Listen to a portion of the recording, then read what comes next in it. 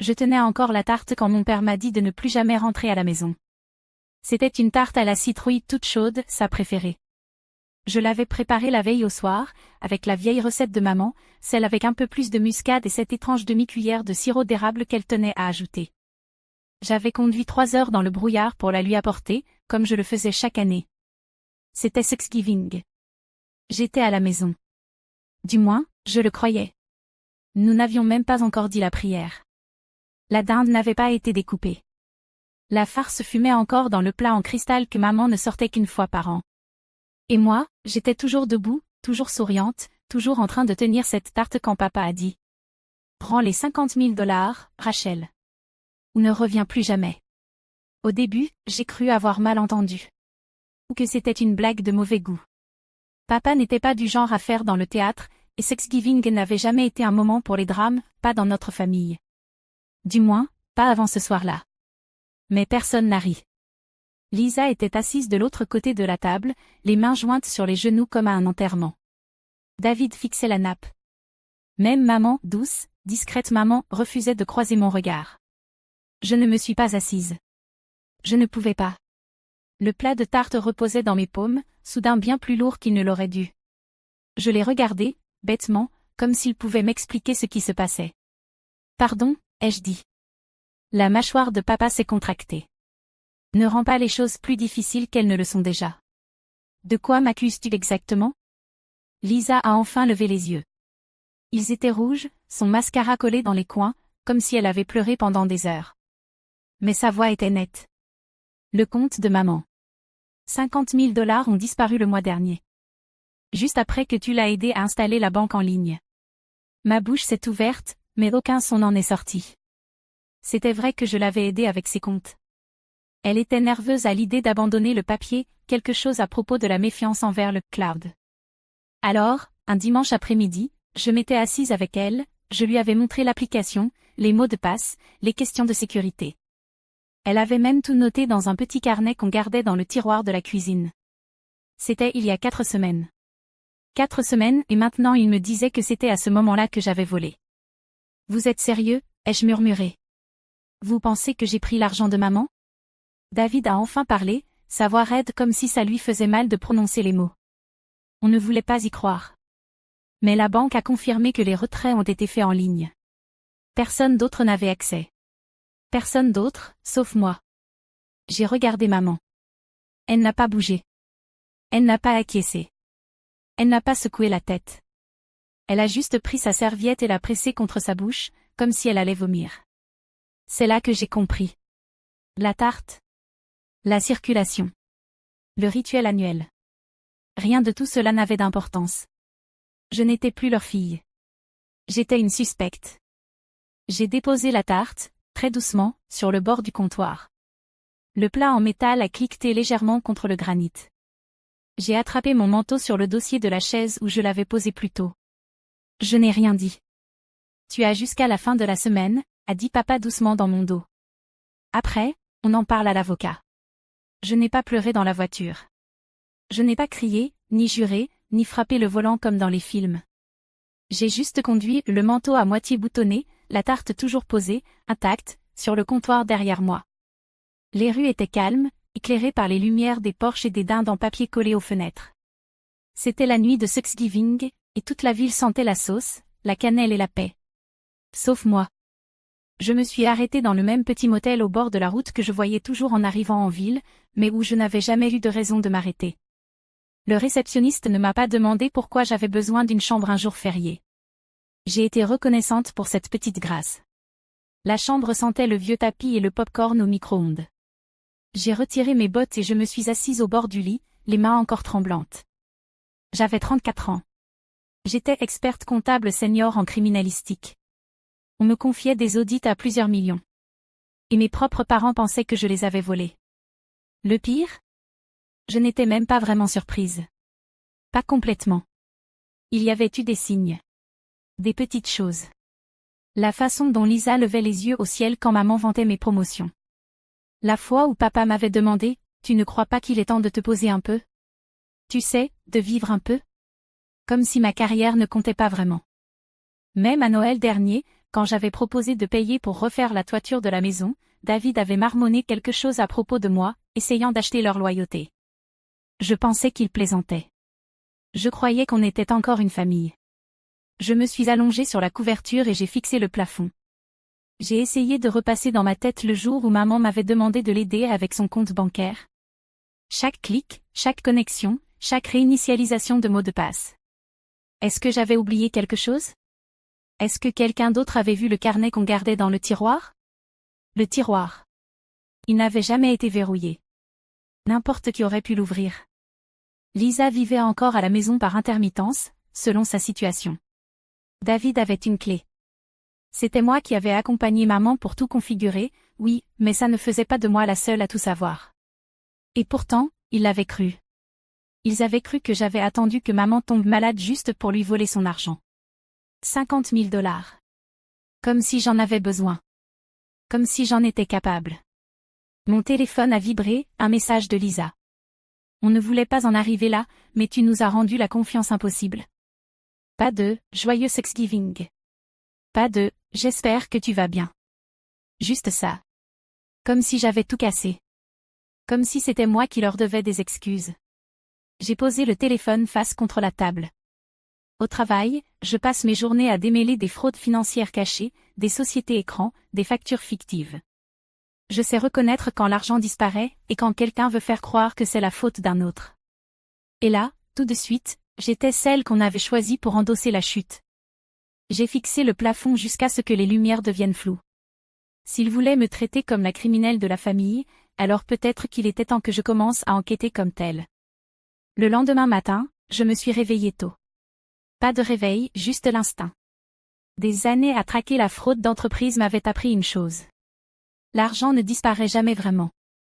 Il est juste redirigé. La clé, c'est de savoir où chercher en premier et qui en profite. Je me suis versé un café amer dans le hall, puis j'ai ouvert mon ordinateur portable sur le petit bureau de la chambre de motel. Mon cabinet enquêtait justement sur un schéma de fraude financière ciblant des personnes âgées, des retraités avec des économies modestes, vidés en 3 retraits successifs, chacun juste en dessous du seuil de déclaration fédérale. Ce n'était pas limité à une seule banque. Mais une revenait plus souvent que les autres, Greenwell Mutual. La banque de maman. Je n'avais jamais dit à ma famille que je participais à cette enquête. C'était confidentiel, techniquement, mais j'avais l'autorisation d'examiner les données de transactions en interne, et je savais exactement à qui m'adresser. J'ai envoyé un message rapide à Théo, l'agent de conformité chargé de notre dossier actuel. Juste un nom, une période de date, et une localisation. Moins d'1 heure plus tard, j'avais ce qu'il me fallait. Horodatage, montant des retraits, registre des guichets. 3 retraits sur le compte de ma mère, espacés de 5 jours. Premier, 20 000 $. Deuxième, 15 000 $. Troisième, 15 000 $. Chacun effectué en personne, pas en ligne. C'était la première faille. Il m'avait accusé d'avoir utilisé la banque en ligne. Il disait que j'étais la seule à y avoir accès. Mais si l'argent avait été retiré en personne, ce n'était pas moi. J'ai cliqué sur le lien vers les images de vidéosurveillance. Basse résolution, mais assez nette. La première vidéo s'est lancée, Greenwell Mutual, 10 octobre, 14h13. Une jeune femme s'approche du guichet, jetant des coups d'œil nerveux par-dessus son épaule. Queue de cheval blonde. Sweat gris. Grandes lunettes de soleil. Au début, j'ai cru que quelqu'un avait peut-être engagé un intermédiaire, une inconnue payée pour se faire passer pour maman. Mais puis la fille s'est approchée de la caméra, a baissé son masque pour parler à la guichetière. Lisa. Même avec l'image granuleuse, j'ai reconnu ce visage. J'avais gardé ce visage. Je l'avais vu souffler des bougies d'anniversaire, pleurer pour des histoires de cœur ratés. Elle s'agitait, tapotant ses doigts sur le comptoir. Elle a tendu ce qui semblait être la pièce d'identité de maman et a signé un document. Son écriture n'avait pas changé depuis le lycée. Je me suis adossée à ma chaise, la lumière de la chambre de motel vacillant au-dessus de moi. Ils n'avaient pas seulement volé l'argent. Ils avaient tout planifié, réfléchi au bon moment, attendu que j'aide maman à passer au numérique, puis utilisé cela comme couverture pour m'accuser. J'ai ouvert la deuxième vidéo, 15 octobre, même agence. Cette fois, c'était David. Pas de déguisement. Pas d'angoisse palpable. Calme. Sûr de lui. Il a plaisanté avec la guichetière, a signé comme s'il était le propriétaire du compte. Troisième vidéo. Lisa, encore. Même sweat à capuche. Lunettes de soleil différentes. L'arrogance me donnait la chair de poule. Mais il manquait encore une pièce du puzzle. Comment avait-il eu accès à la pièce d'identité de maman et à ses informations bancaires? Puis je me suis souvenu. 2 semaines avant que je n'aide maman à installer l'application, elle avait passé des examens ambulatoires à l'hôpital. Rien de grave, juste des examens préliminaires. Lisa s'était portée volontaire pour passer la nuit avec elle. Le sac de maman était resté avec elle tout le temps. Son chéquier. Ses relevés bancaires. Son permis de conduire. C'est là que tout avait commencé. Mais ça ne s'était pas arrêté là. J'ai vérifié les métadonnées de la configuration du compte. La première connexion après mon départ ne venait pas du téléphone de maman, mais d'une tablette connectée au Wi-Fi de la maison. Même adresse IP que celle utilisée par Lisa pour regarder Netflix. Et le mot de passe à usage unique, le fameux OTP, avait été envoyé à une adresse mail secondaire. Je ne l'avais pas enregistré. Je l'ai vérifié. Le numéro de téléphone de récupération appartenait à David. Ils n'avaient pas seulement été négligents. Ils avaient été arrogants. Ils pensaient que personne ne poserait de questions. Pas si la fille à succès était la coupable évidente. Pas si le reste de la famille parlait d'une seule voix. J'ai refermé l'ordinateur portable. Ce n'était pas un malentendu. Ce n'était pas un moment de désespoir. Ni un prêt mal géré. C'était une fraude. Et ils avaient utilisé mon amour pour maman comme écran de fumée. J'ai refermé le sac de l'ordinateur et pris le téléphone. Pas pour appeler la police, pas encore. J'ai appelé mon bureau à la place. J'ai demandé à Théo quelque chose de précis, les copies papier des signatures de guichetier. J'en aurais besoin pour comparaison. Puis j'ai ouvert ma valise et sorti une fine chemise noire, du genre que j'utilise pour les présentations devant le tribunal. S'ils voulaient un « méchant » dans la famille, j'allais leur montrer à quoi ça ressemble, un méchant qui garde les preuves. Je n'ai pas prévenu. Je suis rentrée le lundi après-midi, juste au moment où le soleil prenait cette inclinaison dorée qu'il a toujours entre Halloween et Noël, cette lumière qui, autrefois, faisait de la maison un foyer. Pas aujourd'hui. L'allée était pleine, le SUV de David, la petite voiture de Lisa, la vieille berline de maman. Aucun invité. Juste la famille. Je me suis garée le long du trottoir. Je suis restée un instant, le moteur tiède, les mains posées sur la chemise en cuir posée sur mes genoux, celle qui contenait chaque reçu, chaque horodatage, chaque mensonge qu'il pensait invisible. Puis je suis sortie, j'ai monté les marches du perron, et je suis entrée. La maison sentait le bouillon de poulet et le romarin. Les lumières de la cuisine étaient allumées. J'entendais un murmure de conversation, le tintement des couverts, un rire qui ne m'appartenait plus. Je les ai trouvés tous dans la cuisine. Lisa était perchée sur le plan de travail, une tasse de café à la main, les jambes se balançant comme quand elle avait 13 ans. David était adossé au frigo, les bras croisés, le visage impassible. Maman était près de l'évier, en train d'essuyer la vaisselle avec des gestes lents et précis. Papa remuait quelque chose sur la cuisinière.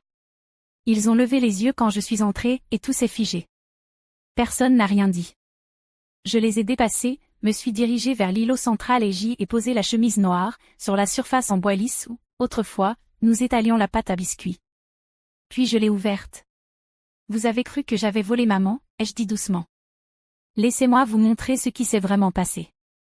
L'air a changé, subtilement, comme juste avant un orage. Je sortis la première photo, une image extraite de la vidéosurveillance de la banque. Lisa, avec des lunettes de soleil, penchée sur le comptoir du guichet, en train de signer un formulaire. 10 octobre. 20 000 $. Pas en ligne. Pas moi. Personne ne bougea. Pas même Lisa. La deuxième photo montrait David, souriant dans un pull bleu marine, tendant un chèque. 15 octobre. 15 000 $. Je sentais ma voix trembler sur les bords, non pas de colère, mais de retenue. Ce n'étaient pas des étrangers. C'étaient les gens avec qui j'avais grandi. Les doigts de Lisa se crispèrent davantage sur sa tasse. Elle ouvrit la bouche, puis la referma. Je déposai les bordereaux de retrait. Même agence. Même signature.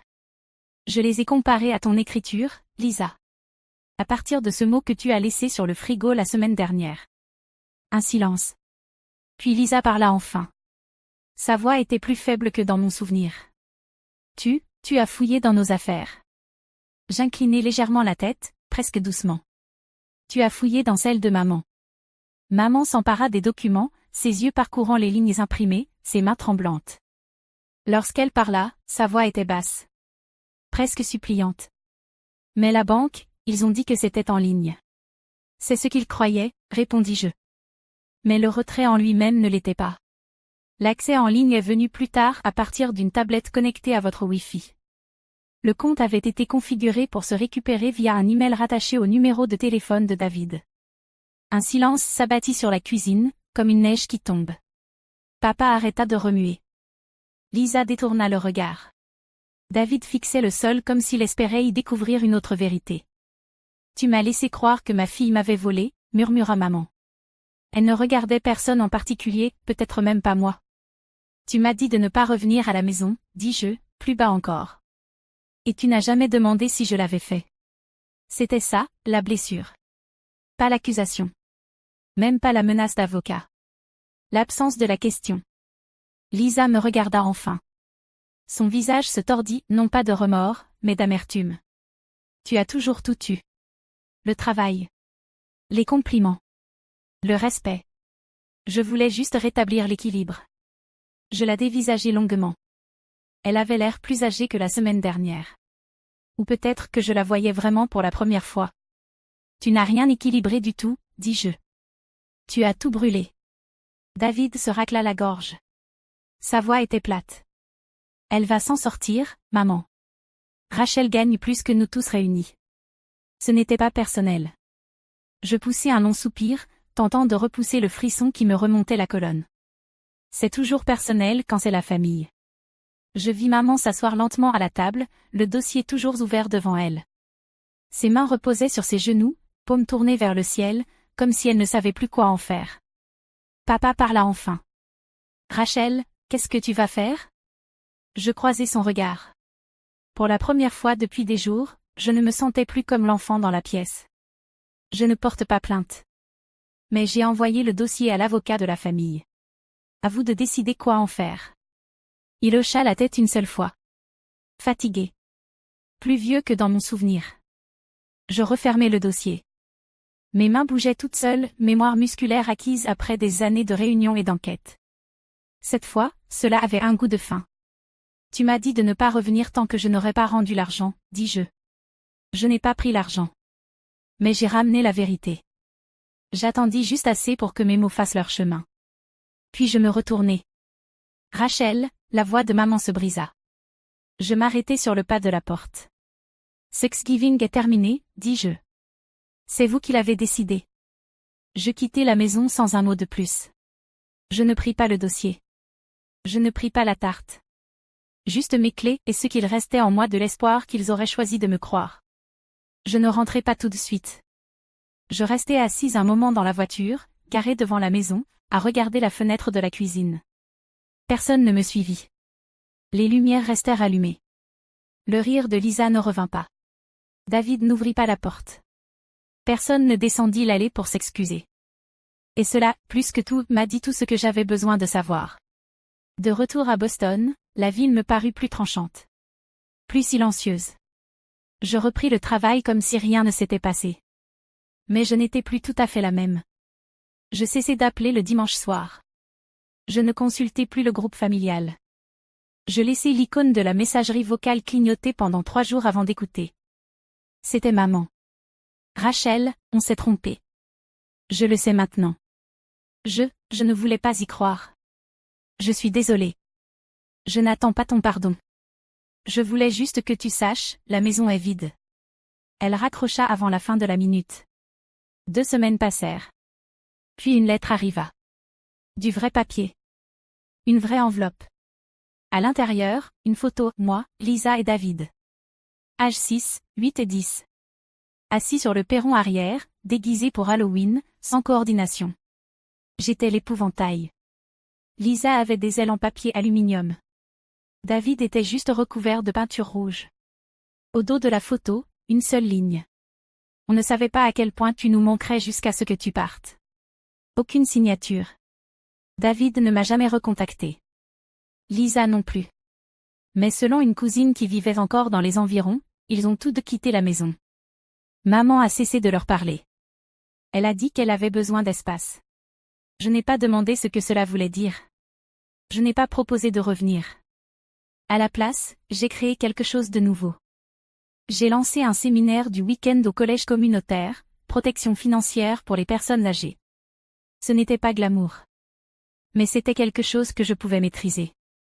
Un samedi, après le cours, une femme âgée est venue me voir et m'a dit « J'aimerais avoir une fille comme vous. » J'ai souri poliment. Sans dire ce que je pensais. Moi aussi, autrefois. Décembre passa sans sapin, sans appel, sans l'échange d'ornements que j'organisais chaque année. Il existe une forme de deuil pour laquelle personne ne nous prépare. Celle qui ne vient pas de la mort, mais du constat que les gens qu'on aime ont choisi la version de vous inventée par d'autres, plutôt que la vôtre. Et qu'une fois ce choix fait, ils ne peuvent pas revenir en arrière. Je garde encore le dossier. Pas dans mon bureau. Pas sur mon bureau. Juste dans un tiroir près de la bibliothèque, sous d'anciennes déclarations d'impôts et une copie de l'hypothèque. Je ne l'ai pas rouvert depuis ce soir-là. Je n'en ai pas besoin. Parce que les faits n'ont pas changé. Et moi non plus.